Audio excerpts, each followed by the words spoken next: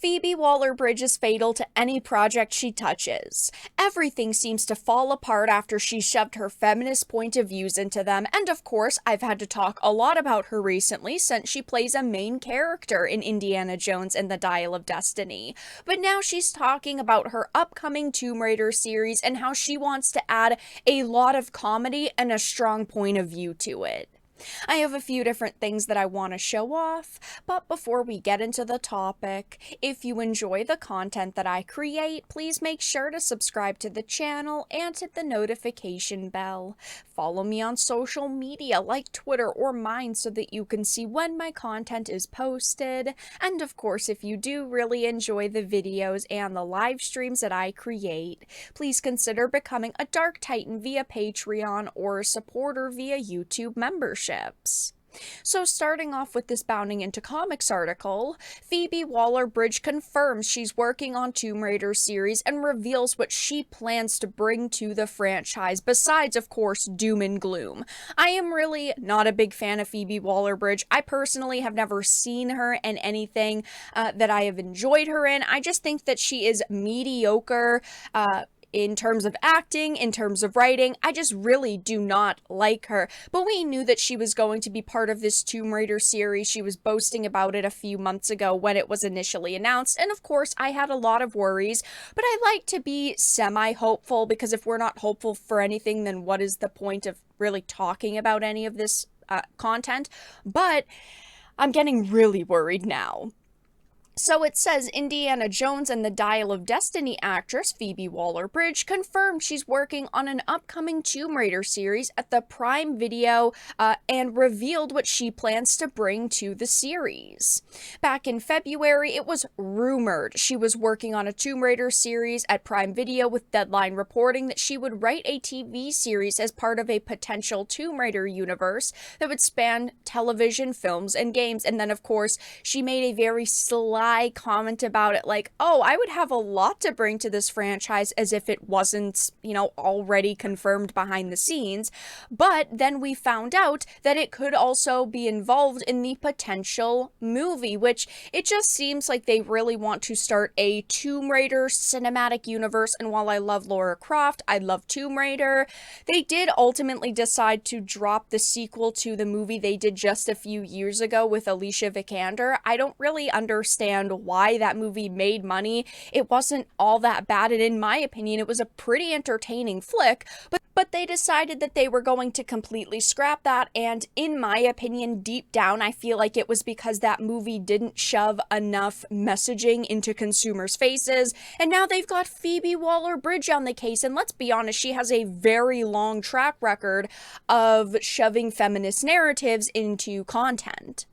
She recently spoke with IGN, where she confirmed she's working on their plans for Tomb Raider and informed the outlet on what she's learned from working on both James Bond and Indiana Jones. There's so much I can incorporate. I mean, the character of Lara Croft was inspired by Indiana Jones and James Bond, so there's so much, and I just felt like it would be the perfect final step in my own personal adventure through this kind of franchise world.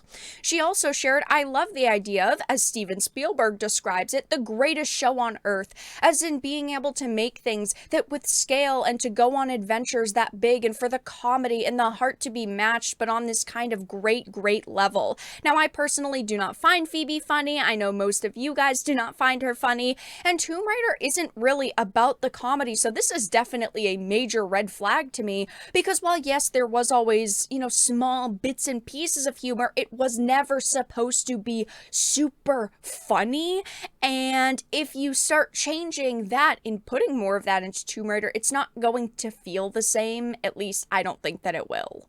And actually, through all of the adventure stuff, she continued, that I've learned from those franchises, it's actually how to keep something feeling grounded as well as allow it to be bigger than itself in some way. And so hopefully that will all translate perfectly and seamlessly into Tomb Raider. Now, of course, she is talking about franchises that have multiple entries that multiple writers, directors, producers have worked on over the years. And I do feel like while Tomb Raider, yes, we have seen a few different Hollywood iterations of Lara Croft. We haven't seen the films be the size of something like a James Bond or a Indiana Jones. So I think that she is hoping to, push the franchise into, mega popular IP territory.